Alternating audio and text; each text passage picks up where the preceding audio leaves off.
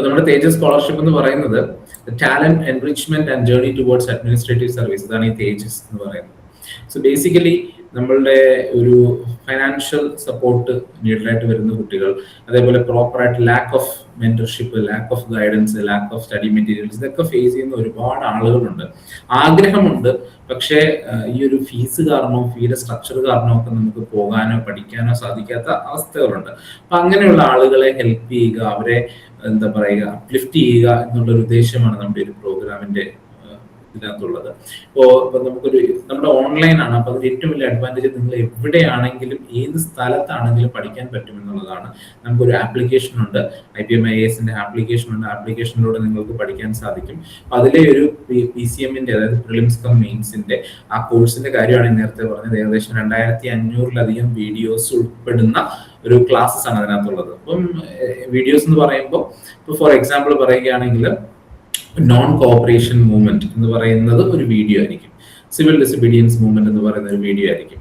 അതേപോലെ തന്നെ ഖിലാഫത്ത് മൂവ്മെന്റ് എന്ന് പറയുന്ന ഒരു വീഡിയോ ആയിരിക്കും. അതേപോലെ ഇപ്പം നമ്മൾ കോൺസ്റ്റിറ്റ്യൂഷനിലേക്ക് വരുവാണെങ്കിൽ ആർട്ടിക്കിൾ 1 ഒരു വീഡിയോ ആണ്, ആർട്ടിക്കിൾ 2 ഒരു വീഡിയോ ആണ്, ആർട്ടിക്കിൾ 3 ഇതൊക്കെ ചിലപ്പോൾ 2-3 മിനിറ്റ് ഒക്കെ വരുന്ന വീഡിയോസ് ആയിരിക്കും. സോ അപ്പൊ നമുക്ക് പെട്ടെന്ന് എപ്പോഴൊക്കെ സമയം കിട്ടുന്ന ആ സമയത്തൊക്കെ നിങ്ങൾക്ക് പഠിച്ചു തീർക്കാനായിട്ട് സാധിക്കും. നമ്മുടെ ഈ ഒരു പ്രോഗ്രാമിൽ ഏകദേശം 90% ഓഫ് ദ കോണ്ടന്റ്, അല്ലെങ്കിൽ 85-90% ഓഫ് ദ കോണ്ടന്റ് എന്ന് പറയുന്നത് നമ്മൾ ഓൾറെഡി നമ്മളുടെ ഫാക്കൽറ്റി മെമ്പേഴ്സ് കഴിഞ്ഞൊരു 3-3.5 വർഷമായിട്ട് അവർ റെക്കോർഡ് ചെയ്ത് പഠിപ്പിച്ച് റെക്കോർഡ് ചെയ്ത് വെച്ചിരിക്കുന്ന കോണ്ടന്റ് ആണ്.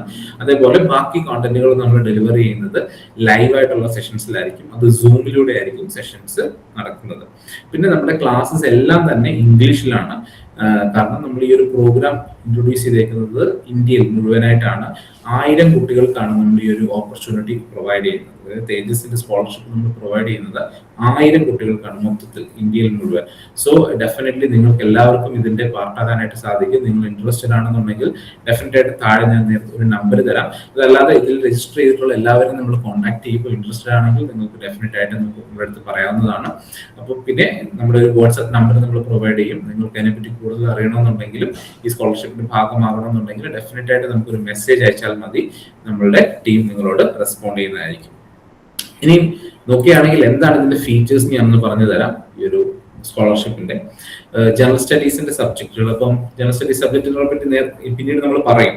എന്നാലും ആദ്യമേ ഞാനത് പറയുവാണ് എന്താണ്. അപ്പം ഒരുപാട് ജനറൽ നോളജ് സബ്ജക്റ്റുകളായിട്ടുള്ള history, geography, polity, economics, art and culture, ഇങ്ങനെയുള്ള എല്ലാ സബ്ജക്ട്സിനെ പറ്റിയിട്ടുള്ള സിലബസ് ബേസ്ഡ് ആയിട്ടുള്ള ക്ലാസ്സസ് നമ്മളുടെ റെക്കോർഡഡ് വീഡിയോസ് ആയിട്ട് നമ്മുടെ കോഴ്സിലുണ്ട്, നമ്മളുടെ പ്രോഗ്രാമിലുണ്ട്. 1 വർഷത്തേക്കാണ് നിങ്ങൾക്ക് ഇതിന്റെ ഈ പ്രോഗ്രാമിന്റെ ഡ്യൂറേഷൻ എന്ന് പറയുന്നത്. അതേപോലെ ലൈവ് ഓൺലൈൻ ഇന്ററാക്റ്റീവ് സെഷൻസ് ഉണ്ടാവും, ഡെഡിക്കേറ്റഡ് ആയിട്ടുള്ള ഡൗട്ട് ക്ലിയറിംഗ് സെഷൻസ് ഉണ്ടാവും, പിന്നെ സ്ട്രാറ്റജിക് വർക്ക്ഷോപ്സ് ഉണ്ടാവും, പിന്നീട് ഗ്രൂപ്പ് മെന്ററിംഗ് സെഷൻസ് ഉണ്ടാവും നിങ്ങൾക്ക്. ഇനി 1-on-1 മെന്റർഷിപ്പ് നിങ്ങൾക്ക് നീഡഡ് ആണെങ്കിൽ, റിക്വയർഡ് ആണെങ്കിൽ അത് നമ്മൾ പ്രൊവൈഡ് ചെയ്യും. പിന്നെ കണ്ടിന്യൂസ് ആയിട്ട് നിങ്ങളുടെ ഒരു അക്കാഡമിക് പ്രോഗ്രസ് നമ്മൾ വിലയിരുത്തും. ഓക്കെ, സോ ഇതൊക്കെയാണ് ഇമ്പോർട്ടന്റ് ആയിട്ടുള്ള നമ്മുടെ തേജസ് സ്കോളർഷിപ്പിന്റെ ഫീച്ചേഴ്സ് എന്ന് പറയുന്നത്. സോ ഡെഫിനറ്റ് ആയിട്ടും നിങ്ങൾ ഈ ഒരു പ്രോഗ്രാമിൽ ജോയിൻ ചെയ്ത് കഴിഞ്ഞാൽ A to Z, ഞാൻ പറഞ്ഞ 0 to 100 എന്നുള്ള ഒരു സംഭവം ഫുള്ള് കവർ ചെയ്തുകൊണ്ട് നിങ്ങൾക്ക് എക്സാമിനേഷനെ അപ്രോച്ച് ചെയ്യാനായിട്ട് സാധിക്കും. സോ അതാണ് ഈ ഒരു പ്രോഗ്രാം, എൻ്റെ പ്രോഗ്രാം.